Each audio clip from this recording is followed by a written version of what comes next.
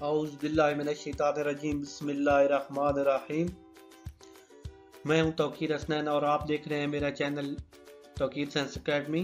اس حوالے سے میں نے آپ کے لیے آج مطالعہ پاکستان کا جو لیکچر ہے وہ بنایا ہے تاکہ آپ جو لوگ کتاب کو ٹائم نہیں دے پاتے یا سائنس کے مضامین میں کمزور ہیں تو ان کے لیے خصوصی لیکچر تیار کیا گیا ہے تاکہ وہ کم از کم تھوڑا سا ٹائم ویڈیو کو دے کے اچھی سے اچھی تیاری کر کے دوسرے مضامین کے مقابلے میں اچھے نمبر حاصل کر لیں۔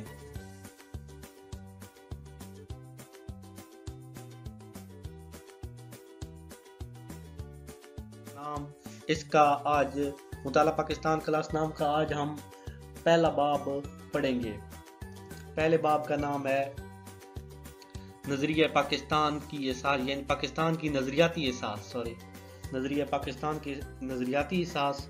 اور کتاب کے جو مختصر سوال و جواب ہیں ہم وہ پڑھیں گے، کیونکہ پوری کتاب کے لیکچر اگر میں بناؤں تو وہ ایک تو ویڈیوز کافی لمبی ہو جائیں گی اور آپ دیکھتے ہوئے بورنگ محسوس کریں گے، اور دوسرا یہ کہ کتاب کے جو لاسٹ پہ مختصر سوال و جواب ہوتے ہیں انہی میں سے پیپر آتا ہے۔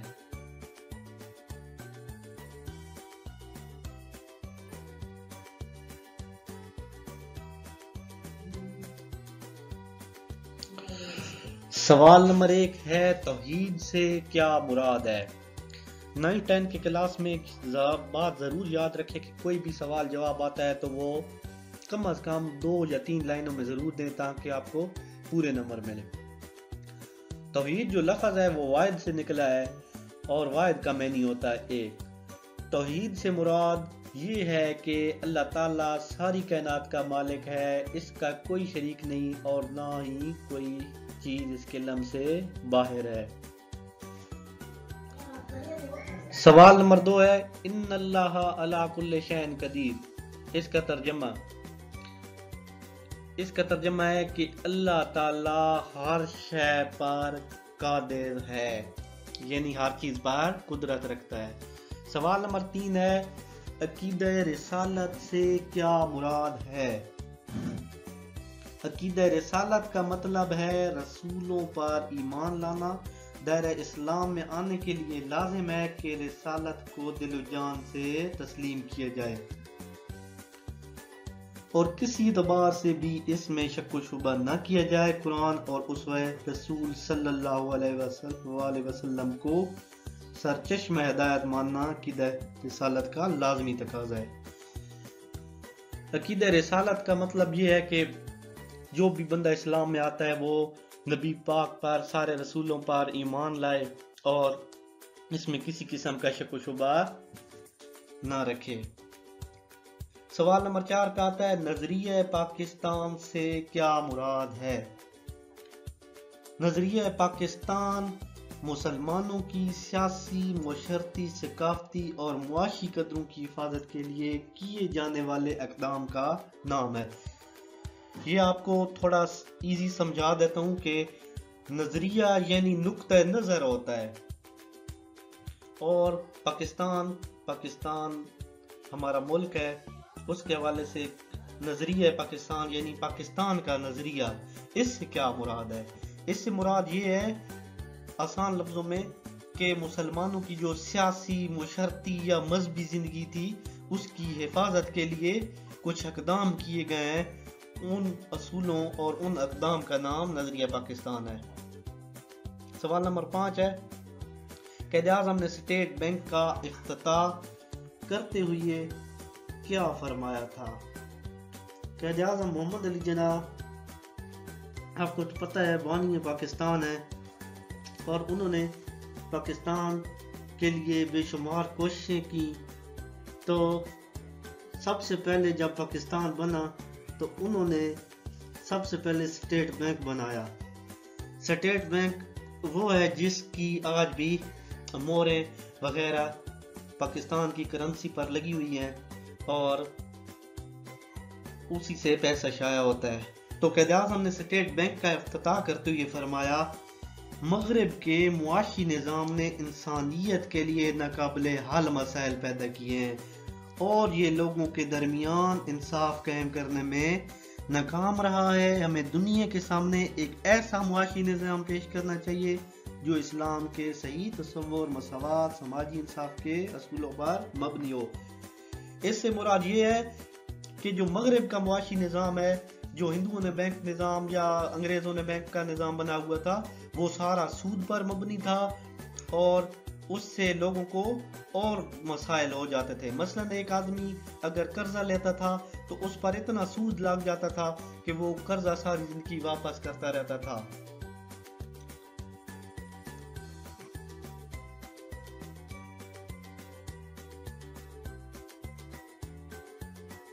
سوال نمبر 6 ہے، علامہ اقبال نے مسلم ملت کی اساس کے حوالے سے کیا فرمایا؟ تو اس کے جواب میں ہم کہیں گے کہ علامہ اقبال نے فرمایا کہ مسلمان اسلام کی وجہ سے ایک ملت ہے، یعنی مسلمان جو قوم ہے وہ صرف اور صرف اسلام کی وجہ سے ایک قوم ہے اور ان کی قوت کا دار و مدار بھی اسلام ہی ہے۔ انہوں نے مسلم ملت کی اساس کے حوالے سے حقیقی تصور اپنے شعر میں پیش کیا ہے۔ وہ شعر میں فرماتے ہیں، اپنی ملت پر قیاس اقوام مغرب سے نہ کر، خاص ہے ترکیب میں قوم رسول ہاشمی۔ ان کی جمعیت کا ہے ملک و نسب بر انحصار، قوم مذہب سے ہے مستحکم جمعیت تیری۔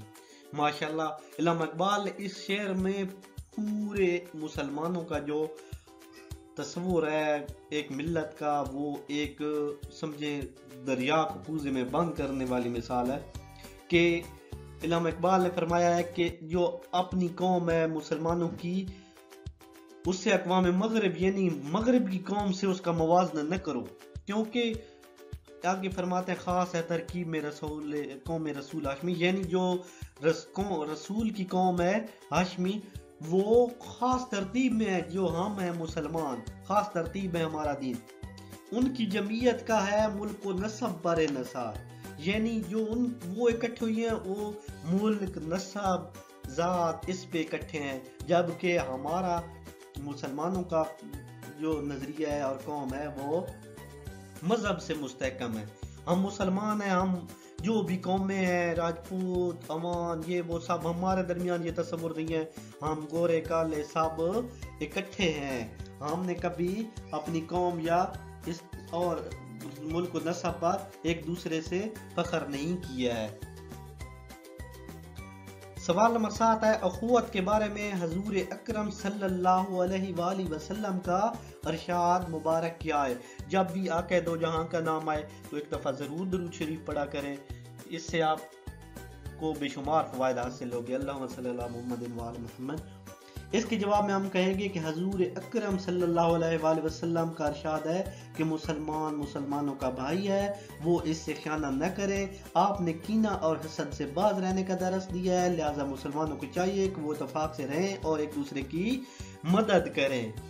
یہ ہمارے نبی اکرم صلی اللہ علیہ وسلم نے اخوت کے بارے میں ارشاد فرمایا تھا۔ کوشش کریں کہ آپ لیکچر سننے کے دوران کاپی پینسل کو پاس رکھیں اور جو بھی لیکچر ویڈیو آئے وہ اپنے پاس تھوڑا تھوڑا نوٹ کرتے جائیں۔ تو امید ہے آپ کو ہماری یہ ویڈیو پسند آئی ہوگی۔ اسی ویڈیو کے ساتھ ہم اجازت چاہتے ہیں۔ اگر آپ کو ہمارا چینل پسند آتا ہے تو ہماری آپ ویڈیو پسند آتی ہیں تو ہمارے چینل کو ضرور سبسکرائب کریں اور ساتھ والے بیل آئیکن پہ دبا دیں تاکہ ہماری ہر آنے والی ویڈیو آپ کو نوٹیفیکیشن میں مل جائے، اور دوستوں کے ساتھ بھی شیئر کریں تاکہ سب کا فائدہ ہو۔ آپ کو پتہ ہے کوئی بھی اچھا کام شیئر کرنا صدقہ جاریہ سے کام نہیں ہے، بہت بڑا صدقہ جاریہ ہے۔ اسی ویڈیو کے ساتھ اجازت چاہتا ہوں۔ اللہ آپ سب کو کامیاب کرے۔ اللہ حافظ۔